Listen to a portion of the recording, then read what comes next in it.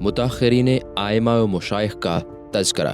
اعوذ باللہ من الشیطان الرجیم، بسم اللہ الرحمن الرحیم۔ اللہم صلی علی سیدنا و مولانا محمد وعلی آل سیدنا و مولانا محمد وبارک وسلم۔ متاخرین آئمہ و مشائخ کا تذکرہ۔ واضح رہنا چاہیے کہ ہمارے زمانہ میں ایک گروہ ایسا ہے جو ریاضت کا بوجھ برداشت کرنے کی طاقت نہیں رکھتا اور بے ریاضت مرتبہ کا خواہاں ہے۔ وہ تمام صوفیہ کو اپنا ہی جیسا کاہل خیال کرتا ہے۔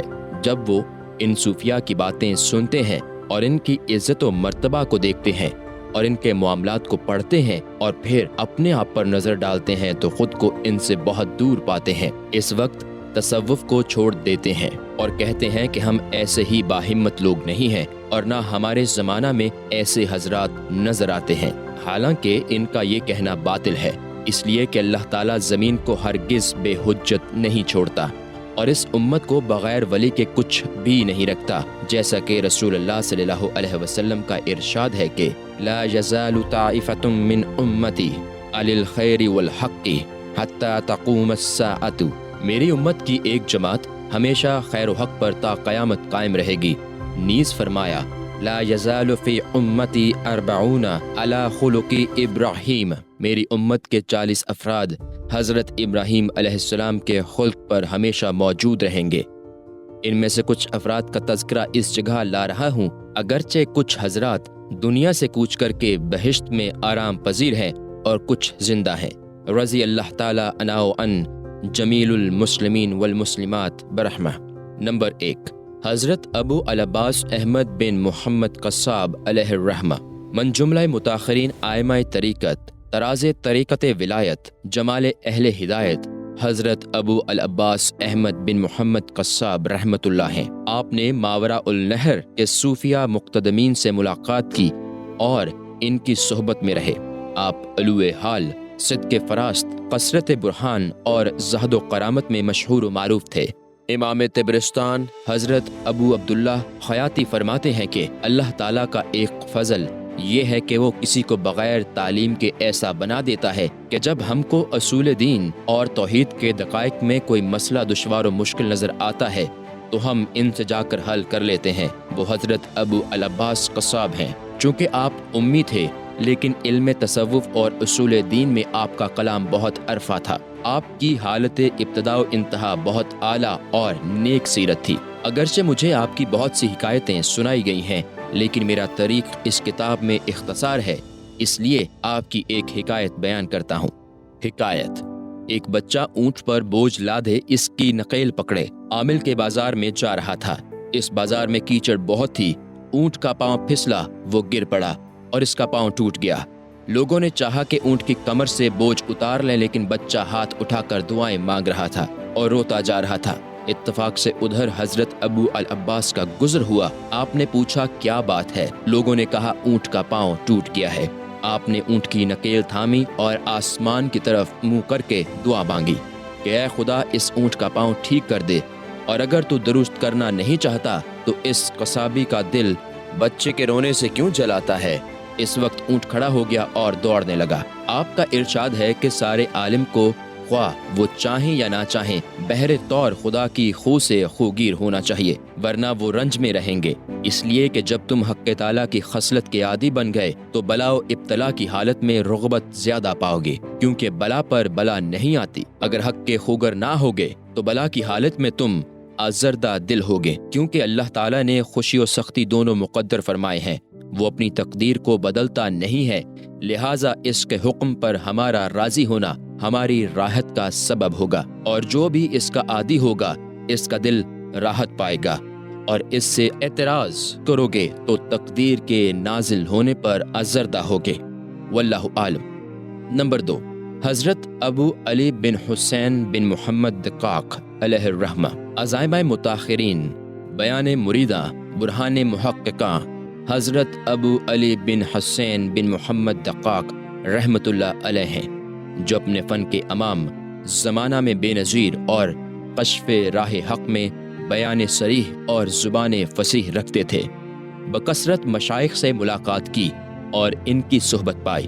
آپ حضرت نصر آبادی کے مرید تھے، واعظ و نصیحت فرمایا کرتے تھے۔ آپ کا ارشاد ہے، جو حق کے تعالیٰ کے ماں سوا کسی اور سے انس رکھے وہ اپنے حال میں کمزور ہے، جو اس کے غیر کی بات کرے وہ اپنے کلام میں جھوٹا ہے۔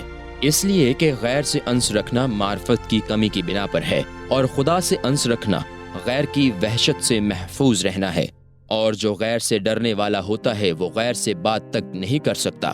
ایک بزرگ بیان کرتے ہیں کہ ایک دن میں ان کی مجلس میں اس لیے گیا کہ میں ان سے متوکلین کا حال دریافت کروں۔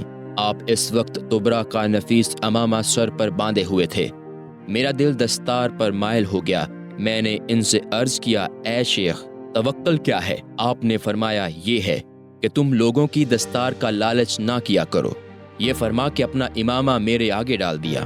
نمبر 3، حضرت ابو الحسن علی بن احمد خرقانی علیہ الرحمہ، از ائمہ متاخرین، شرف اہل زمانہ در زمانہ خود یگانہ، حضرت ابو الحسن علی بن احمد بن خرقانی رحمۃ اللہ علیہ ہیں، جو برگزیدہ جلیل القدر مشائخ میں سے ہیں۔ تمام اولیاء کے ممدوح رہے۔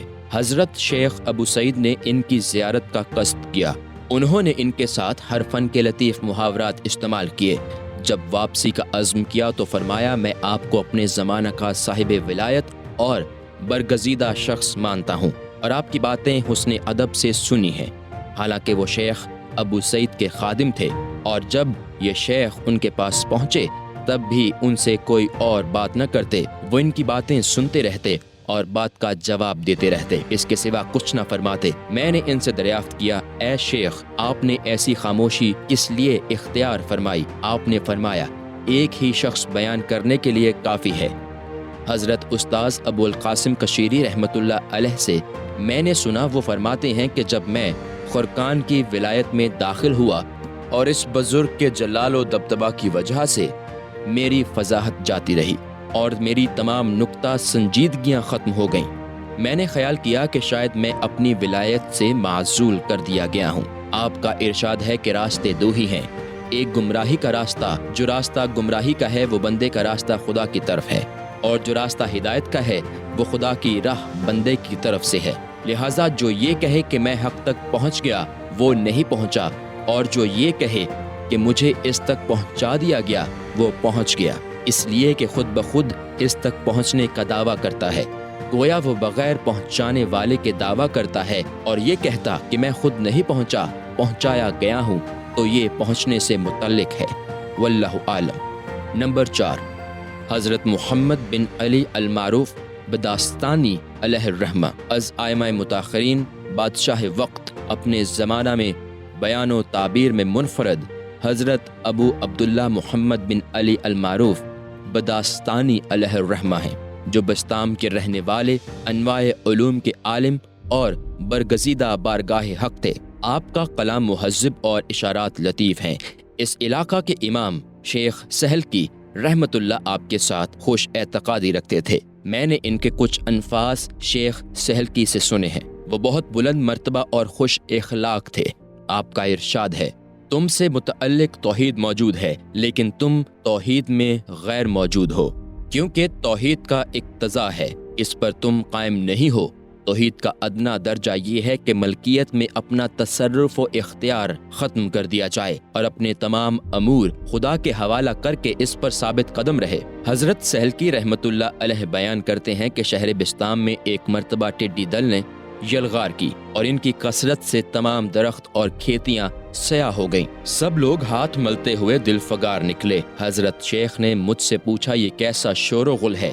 میں نے بتایا کہ ٹڈیاں آ گئی ہیں، لوگ پریشان ہیں۔ شیخ اٹھے اور چھت پر چڑھ کر منہ آسمان کی طرف اٹھایا۔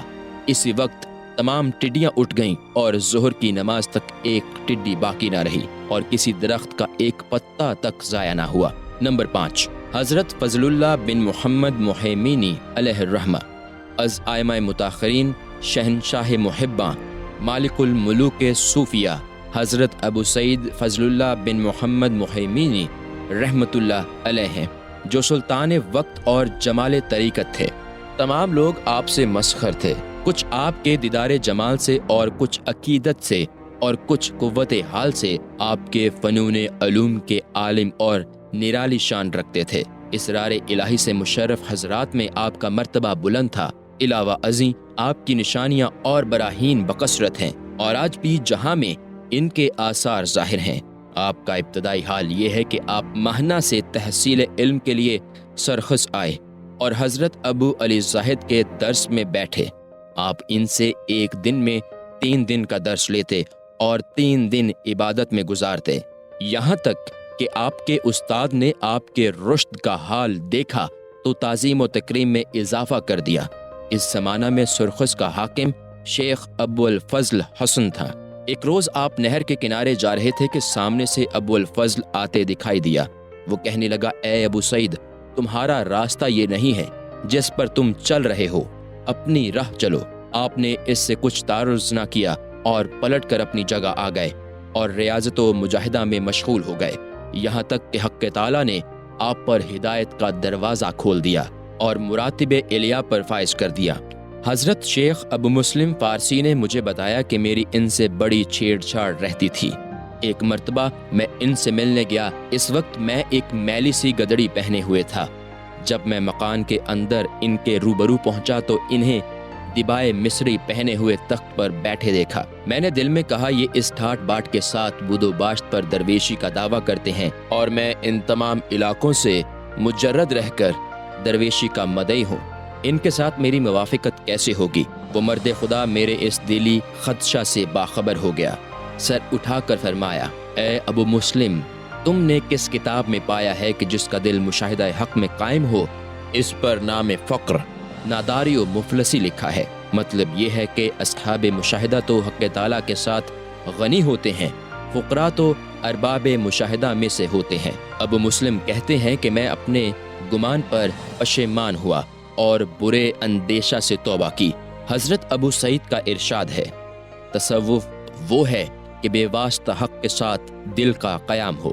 یہ اشارہ مشاہدہ کی طرف ہے، اور مشاہدہ دوستی کے غلبہ کا نشان ہے، اور صفت میں مستغرق ہونا دیدار کے شوق کا ثبوت ہے، اور صفت کا فنا ہونا حق کے ساتھ بقا کا ثبوت ہے۔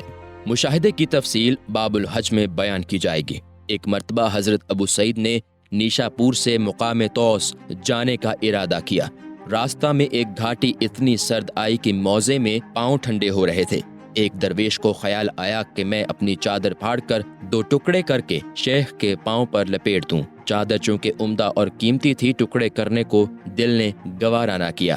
جب ہم توس پہنچے تو اس درویش نے ان سے سوال کیا کہ اے شیخ، شیطانی وسوسہ اور الہام حق کے درمیان کیا فرق ہے؟ انہوں نے فرمایا کہ الہام وہ تھا کہ تجھے چادر پھاڑ کر 2 ٹکڑے کر کے ابو سعید کے پاؤں پر لپیٹنے کا حکم دیا گیا تھا تاکہ وہ سردی سے محفوظ رہیں، اور شیطانی وسوسہ وہ تھا کہ تجھے ایسا کرنے سے باز رکھا۔ اس قسم کی بکثرت اور متواتر باتیں ان سے منسوب ہیں۔ مردان خدا کا یہی کام ہے، واللہ عالم۔ نمبر 6، حضرت ابو الفضل محمد بن حسن حتلہ علیہ الرحمہ از ائمہ متاخرین، زین اوتاد، شیخ عباد حضرت ابو الفضل محمد بن حسن حتلہ رحمۃ اللہ علیہ ہیں۔ طریقت میں میری ارادت انہی سے ہے۔ آپ علم و تفسیر و روایات کے عالم اور تصوف میں حضرت جنید بغدادی رحمۃ اللہ علیہ کے ہم مشرف تھے، حضرت حصری کے مرید اور حضرت سردانی کے مصاحب، اور حضرت ابو عمر قزوینی، حضرت ابو الحسن بن ثعالبہ اور حضرت ابو عمر قزوینی حضرت ابو الحسن بن ثعالبہ رحمہ اللہ کے ہم اثر تھے۔ 60 سال کامل گوشہ نشینی اختیار کر کے پہاڑوں کے غاروں میں زندگی گزار دی اور اپنا نام و نشان گم رکھا۔ زیادہ تر لگام نامی پہاڑ پر اقامت رکھی، عمدہ زندگی گزاری۔ آپ کی نشانیاں اور براہین بکثرت ہیں، لیکن آپ عام صوفیاء کے رسم و لباس کے پابند نہ تھے، اہل رسوم سے سخت بے راز تھے۔ میں نے آپ سے بڑھ کر روب و دبدبہ والا کسی مرد خدا کو کبھی نہ دیکھا۔ آپ کا ارشاد ہے، دنیا ایک دن کی ہے اور ہم اس میں روزہ دار ہیں۔ مطلب یہ ہے کہ ہم نہ تو دنیا سے کچھ حاصل کرنے کی خواہش رکھتے ہیں اور نہ اس کی بندش میں آنا چاہتے ہیں۔ ہم نے اس کی آفتوں کو دیکھ لیا ہے اور اس کے حجابات سے باخبر ہو چکے ہیں۔ ہم اس سے بھاگتے ہیں۔ حضرت داتا گنج بخش رحمۃ اللہ علیہ فرماتے ہیں کہ ایک مرتبہ میں وضو کرتے آپ کے ہاتھوں پر پانی ڈال رہا تھا۔ میرے دل میں خیال گزرا کہ جب تمام کام قسمت و تقدیر پر منحصر ہیں تو آزاد لوگ کیوں کرامت کی خواہش میں مرشدوں کے غلام بنتے پھرتے ہیں۔ آپ نے فرمایا، اے فرزند، جو خیالات تمہارے دل میں گزر رہے ہیں میں نے جان لیا، لہٰذا تمہیں معلوم ہونا چاہیے کہ ہر حکم کے لیے کوئی سبب ہوتا ہے۔ جب اللہ تعالیٰ کسی سپاہی بچہ کو تاج و تخت عطا فرماتا ہے تو وہ اسے توبہ کی توفیق دے کر کسی دوست و محبوب کی خدمت کی سعادت نصیب فرماتا ہے تاکہ یہ خدمت اس کی کرامت کا موجب بنے۔ اس قسم کے بکثرت لطائف روزانہ ظہور پذیر ہوتے ہیں۔ جس دن آپ کی رحلت ہوئی اس وقت آپ دمشق دینان رود کے مابین گھاٹی کے کنارے ایک گاؤں بیت الحق نامی میں تشریف فرما تھے اور آپ کا سر مبارک میرے آغوش میں تھا۔ اس وقت اپنے کسی دوست کی طرف سے میرے دل میں کچھ رنج تھا جو انسانی خاصا مزاج ہے۔ آپ نے مجھ سے فرمایا، اے فرزند، دل کو مضبوط کرنے والا ایک مسئلہ بتاتا ہوں، اگر خود کو اس پر کاربند کریں تو تمام رنج و فکر سے محفوظ ہوگے۔ فرمایا، ہر محل اور حالت کو خواہ وہ نیک ہو یا بد اللہ تعالیٰ ہی نے اسے پیدا فرمایا ہے، لہٰذا اس کے کسی فعل پر معترض نہ ہونا چاہیے اور نہ دل کو رنجیدہ کرنا چاہیے۔ اس کے سوا آپ نے کوئی وصیت نہ فرمائی اور اپنی جان آفرین کے سپرد کر دی، واللہ عالم۔ نمبر 7، حضرت ابو القاسم قشیری علیہ الرحمہ از ائمہ متاخرین، استاذ و امام و زین اسلام حضرت ابو القاسم عبد الکریم ابن حوازن قشیری رحمۃ اللہ علیہ ہیں، جو اپنے زمانہ میں یکتا اور قدر و منزلت میں عرفہ و اشرف تھے۔ آپ کے حالات اور گوناگون فضائل اہل زمانہ میں مشہور ہیں۔ ہر فن میں آپ کے لطائف موجود ہیں۔ آپ کی محققانہ تصانیف بکثرت ہیں۔ اللہ تعالیٰ نے آپ کے حال و زبان کو لغویات سے محفوظ رکھا۔ میں نے آپ کا یہ ارشاد سنا ہے کہ صوفی سرسام کی بیماری کی مانند ہے کہ پہلے بکواس ہوتی ہے اور آخر میں خاموشی، پھر جب قائم ہو جائے تو گونگا بنا دیتی ہے۔ مطلب یہ ہے کہ سفوت کی دو صورتیں ہوتی ہیں، ایک وجد کی، دوسرے نمود کی۔ نمود مبتدیوں کے لیے ہے، نمود سے مراد ہذیان ہے، اور وجد منتہیوں کے لیے ہے، اور حالت وجد کا بیان محال و دشوار ہوتا ہے۔ لہٰذا جب تک طالب ہے الوہمت سے گویا ہے، اور گویائی اہل طلب کے نزدیک ہذیان ہے۔ جب وصال ہو گیا تو واصل ہو گئے۔ ان کے لیے بیان و اشارے کی حاجت نہیں رہتی، جس طرح کہ حضرت موسیٰ علیہ السلام جب مبتدی تھے تو ان کی تمام ہمتیں رویت الہی کی تمنا میں رہیں، اور ربی اردنی انظر الیکا، اے رب مجھے اپنا جلوہ دکھا کہ میں تیرے دیدار سے مشرف ہو جاؤں کی مناجات کرتے رہتے۔ یہ مقصود کی نارسائی میں نمود کی تعبیر ہے، اور ہمارے آقا سید عالم صلی اللہ علیہ وسلم منتہی اور صاحب تمکین ہیں۔ جب آپ کا وجود مقام ہمت سے بلند ہوا اور ہمت فنا ہوئی تو ارشاد ہوا، لأحصى ثناء علیک، میں تیری ثنا شمار نہیں کر سکتا۔ یہ منزلت رفیع اور مقام اعلیٰ ہے، واللہ عالم۔ نمبر 8، حضرت ابو العباس احمد بن محمد اشقانی علیہ الرحمہ از ائمہ متاخرین، شیخ و امام، عہدے در طریق خود مفرد حضرت ابو العباس احمد بن محمد اشقانی رحمۃ اللہ علیہ ہیں، جو فنون علم کے اصول و فرو میں امام اور ہر معانی میں کامل و اکمل تھے۔ اہل تصوف کے اکابر اور اجلا میں آپ کا شمار ہے۔ بکثرت مشائخ سے ملاقات کی، آپ اہل راہ کو فنا سے تعبیر کرتے تھے اور مغلق و مشکل عبارت بولنے میں مخصوص تھے۔ میں نے جہلا کی ایک جماعت کو دیکھا کہ وہ ان عبارتوں کی تقلید کرتے اور ان کی تشیحات کی پیروی کرتے اور غیر محمود معنی کا اتباع کرتے تھے، حالانکہ ان کی عبارتوں پر غور و فکر کی ضرورت تھی۔ مجھے ان سے بڑی محبت تھی، چونکہ وہ مجھ پر بڑی مہربانی و شفقت فرماتے تھے۔ بعض علوم میں وہ میرے استاد تھے، شریعت کی تعظیم کرتے اور ہر شخص سے کنارہ کش رہنے میں ان سے زیادہ کسی شخص کو میں نے نہ دیکھا۔ علم اصول میں ان کی دقیق عبارتوں سے امام و محقق کے سوا کوئی فائدہ نہیں اٹھا سکتا۔ ان کی طبیعت ہمیشہ دنیا و آخرت سے بیزار رہی اور ہمیشہ یہی کہتے رہے کہ میں ایسی فنا کا طالب ہوں جس میں وجود کا شائبہ تک نہ ہو، اور فارسی میں فرماتے جس کا مطلب یہ ہے کہ ہر آدمی کو محال کی خواہش ہے۔ مجھے بھی محال درکار ہے، لیکن میں یقین سے جانتا ہوں کہ ایسا کبھی نہ ہوگا، حالانکہ ممکن وہی ہے جس کی مجھے ضرورت ہے، کیونکہ اللہ تعالیٰ مجھے ایسی فنا میں لے جائے گا جہاں فنا کا بھی وجود نہ ہوگا، کیونکہ جتنے مقامات جو کہ اس زمانہ میں ہیں وہ سب ہی حجاب و ابتلا ہیں، اور آدمی خود اپنے حجاب کا عاشق ہے۔ دیدار کی آرزو میں بندہ کا فنا ہونا حجاب میں آرام و سکون سے بہتر ہے، اور جبکہ اللہ تعالیٰ باقی ہے اور اس پر عدم و فنا جائز ہی نہیں ہے، تو بہتر یہی ہے کہ میں اس کے قبضہ قدرت ہی میں فنا ہو جاؤں، کیونکہ ایسے فنا کے لیے ہرگز بقا نہ ہوگی۔ صحت فنا میں یہ باقاعدہ مضبوط و مستحکم ہے۔ واللہ عالم۔ نمبر 9، حضرت ابو القاسم بن علی گرگانی علیہ الرحمۃ از ائمہ متاخرین قطب زمانہ در وقت خود یگانہ حضرت ابو القاسم بن علی بن عبداللہ گرگانی رحمۃ اللہ علیہ ہیں، جو اپنے وقت و زمانہ میں بے نظیر و بے عدیل تھے۔ آپ کا ابتدائی حال بہت اچھا تھا۔ آپ کی مسافرت سخت اور باشرط تھی، لوگوں کے دل آپ کی طرف مائل تھے، تمام طلبہ آپ سے عقیدت رکھتے تھے، اور مریدوں کے وقوع کشف میں ایک قسم کا نشان تھے۔ ظاہری حالت مزین اور تمام علوم میں ماہر تھے۔ آپ کا ہر مرید جہان کی زینت تھا۔ انہوں نے اپنی اولاد کو نیک چھوڑا، توقع ہے کہ انشاءاللہ وہ قوم کے پیشوا ہوں گے۔ آپ لسان الوقت تھے۔ حضرت ابو علی فضل بن محمد نے ان کے حق میں اپنا نصیب نہ چھوڑا تھا، چونکہ وہ سب سے کنارہ کش رہتے تھے۔ اللہ تعالیٰ نے اس آراز کی برکت سے اس مقتدا کو زبان حال بنا دیا تھا۔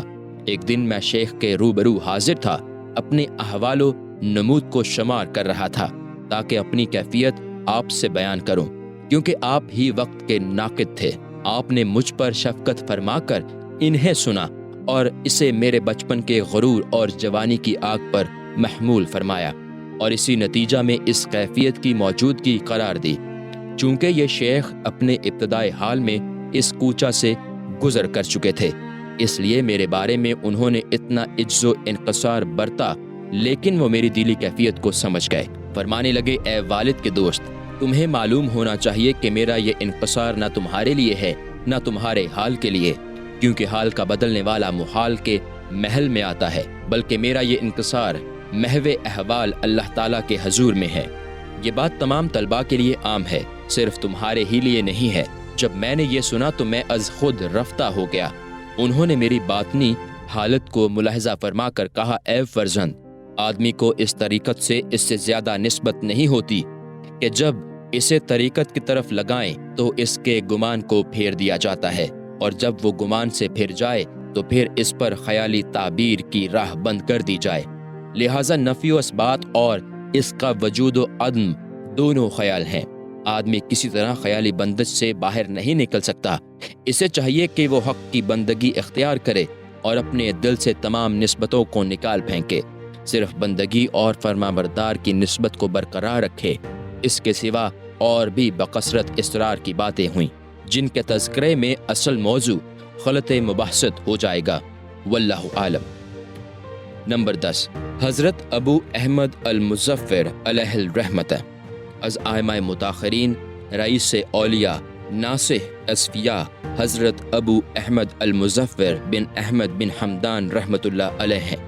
آپ کا باطن مسند جلوہ ہائے ربانی تھا، تصوف کے دروازے کشادہ اور سر پر تاج فراست آراستہ تھا۔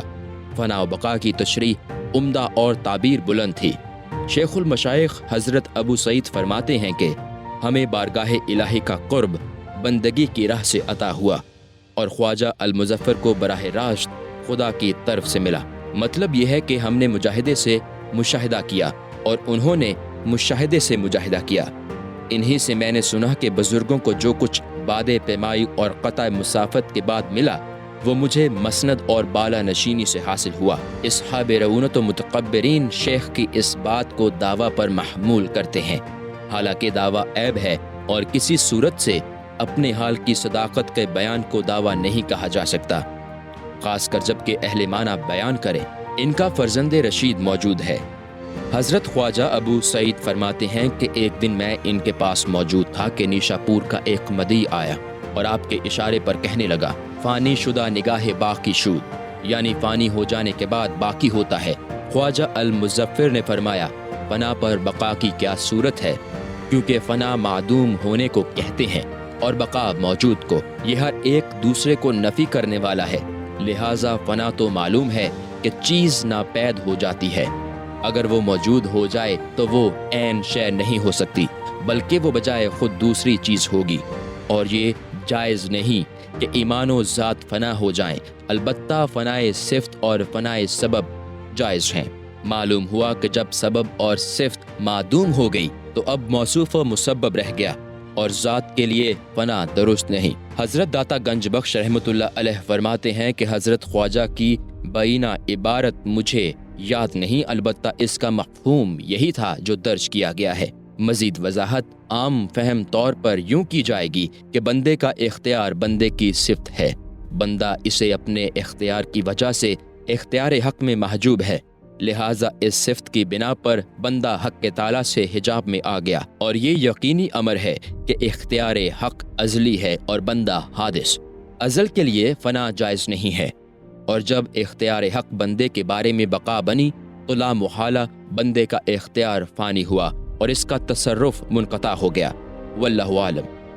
ایک دن میں پراگندہ حال سفری کپڑے پہنے کرمان ان کے پاس پہنچا۔ انہوں نے مجھ سے فرمایا، اے ابو الحسن، اپنا حال بیان کرو۔ میں نے عرض کیا، سما چاہتا ہوں۔ آپ نے اسی وقت قوال کو بلانے بھیجا۔ اس کے بعد اہل عشرت کی ایک جماعت آئی۔ جوش جوانی، قوت ارادی اور سوز محبت نے مجھے کچھ کلمات سننے پر بے چین کر دیا۔ کچھ عرصہ بعد جب جوش ٹھنڈا پڑا اور غلبہ کم ہوا تو انہوں نے مجھ سے فرمایا، سما کے بارے میں کیا حال ہے؟ میں نے عرض کیا، اے شیخ، مجھے بڑی فرصت حاصل ہوئی۔ انہوں نے فرمایا، جس وقت قوال کو بلایا گیا تھا اس وقت سما کی آواز اور قووں کی آوازیں دونوں برابر تھیں، کیونکہ سما کی طاقت اس وقت تک ہے جب تک کہ مشاہدہ نہ ہو، اور جب مشاہدہ حاصل ہو جاتا ہے تو قدرت سما ناپید ہو جاتی ہے۔ دیکھو، ایسی عادت اختیار نہ کرو کہ کہیں طبیعت ثانیہ نہ بن جائے اور مشاہدے سے دور ہو جاؤ۔ واللہ عالم۔